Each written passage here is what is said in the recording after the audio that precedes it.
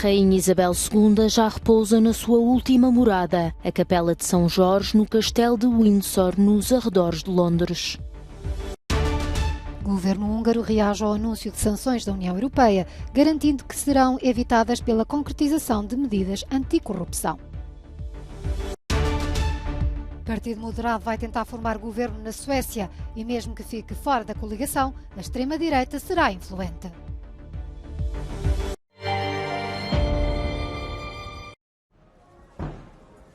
Sob o olhar atento de milhares de pessoas, a urna com os restos mortais de Isabel II chegou à sua última morada, o Castelo de Windsor, nos arredores de Londres.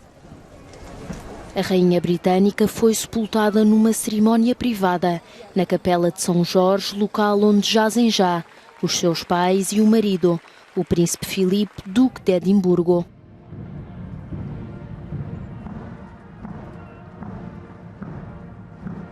A acompanhar o percurso da urna nas horas finais da despedida estiveram os membros da família real britânica. Este trata-se do último ato solene realizado durante os 10 dias de luto, decretados após a morte da rainha. Isabel II faleceu no Castelo Balmoral, na Escócia, a 8 de setembro.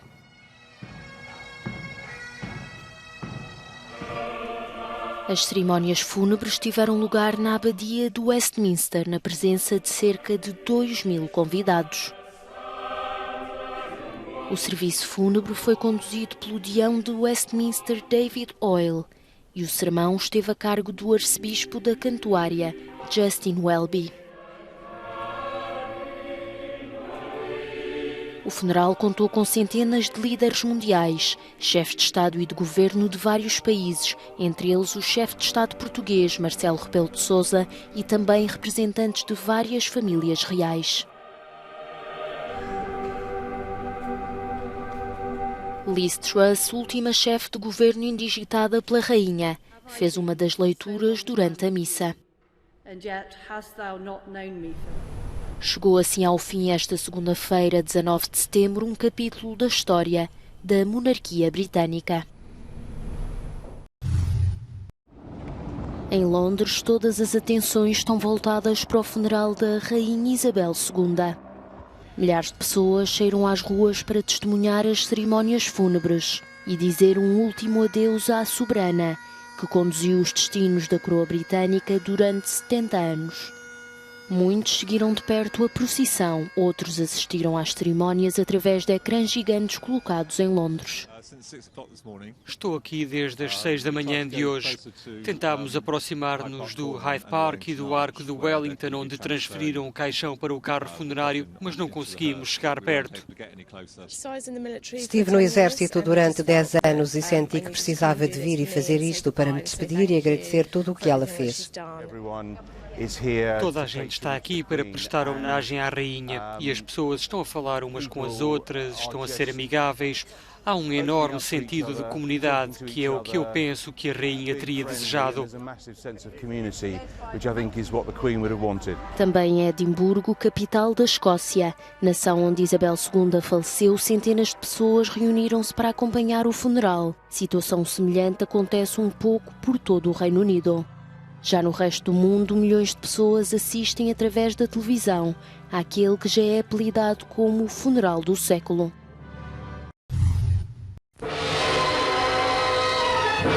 Há funerais que marcam a história e a memória coletiva, como o de Mahatma Gandhi, a 10 de fevereiro de 1948. Apóstolo da não-violência, o pai da nação indiana fora dias antes assassinado a tiro por um nacionalista hindu. Em 25 de novembro de 1963, os americanos prestaram a última homenagem a John Fitzgerald Kennedy. 3 dias antes, o presidente americano tinha sido assassinado em Dallas. O crime causou uma onda de emoção em todo o mundo. Muitos líderes mundiais assistiram em Washington ao funeral. No Reino Unido, onde os funerais de Estado estão reservados aos monarcas, Winston Churchill foi a exceção. O ex-primeiro-ministro morreu a 24 de janeiro de 1965 em Londres e foi enterrado uma semana depois, após vários dias de homenagens em todo o mundo. Também a 12 de novembro de 1970, as exéquias fúnebres de Charles de Gaulle reuniram na Catedral de Notre-Dame, em Paris, líderes do mundo inteiro. O general e ex-presidente da França, que não queria ter tido o funeral de Estado, quis ser sepultado em Colombey-les-Deux-Églises. Homenagem mundial teve João Paulo II a 8 de abril de 2005, o Papa que a Igreja Católica viria a tornar santo em 2014. Numerosos líderes políticos e religiosos participaram nas cerimónias fúnebres que os fiéis do mundo inteiro seguiram pela televisão. O desaparecimento de Nelson Mandela em 2013 suscitou uma forte emoção muito para além da África do Sul. Herói da luta anti-apartheid, Prémio Nobel da Paz, o primeiro presidente democraticamente eleito da nação arco-íris, foi enterrado a 13 de dezembro de 2005.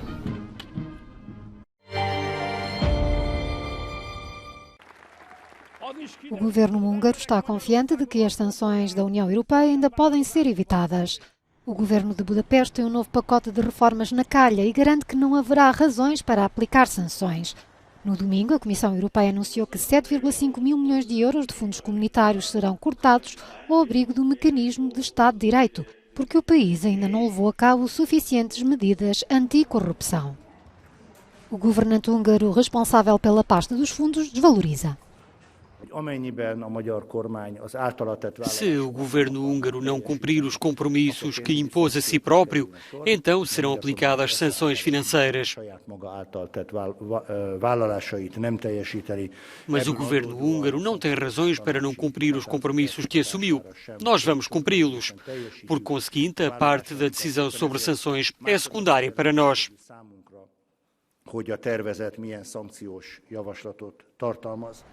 O problema é que as medidas anunciadas tardam em ser concretizadas no terreno, tais como criar uma nova agência com peritos independentes para avaliar os projetos. O Executivo também pretende alterar as regras dos concursos públicos a fim de aumentar a concorrência e atrair mais empresas. Há quem tema que seja só uma encenação do governo e aconselha a Comissão Europeia a permanecer exigente. É preciso ver se estas salvaguardas são reais, se a nova autoridade anticorrupção terá capacidade de atuar e como é que a União Europeia vai avaliar a independência dos peritos.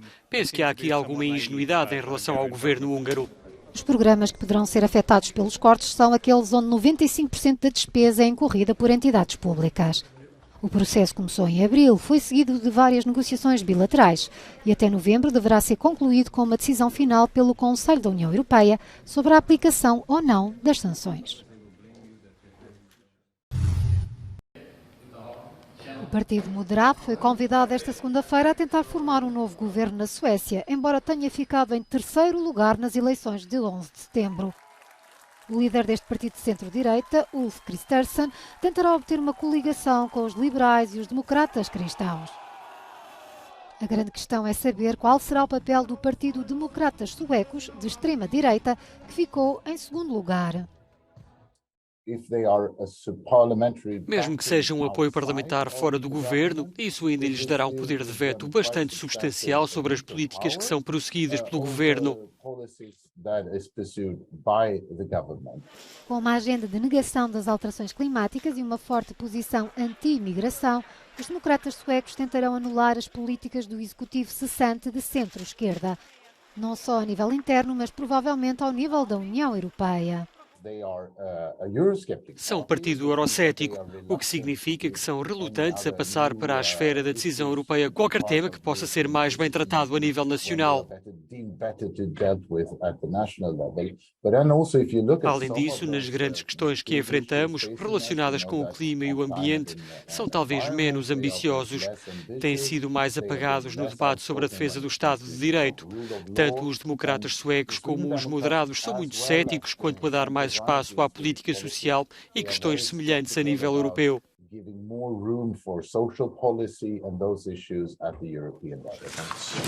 Consensual entre todos os partidos é que a Suécia deve tornar-se membro da NATO e manter o seu alinhamento com a União Europeia em relação à Rússia e à guerra na Ucrânia. Mas quando o governo de Estocolmo assumir a presidência do Conselho da União Europeia, a partir de janeiro de 2023, poderá ter outro país, a Itália, com mais um Estado-membro a ser influenciado pela extrema-direita no seio da União.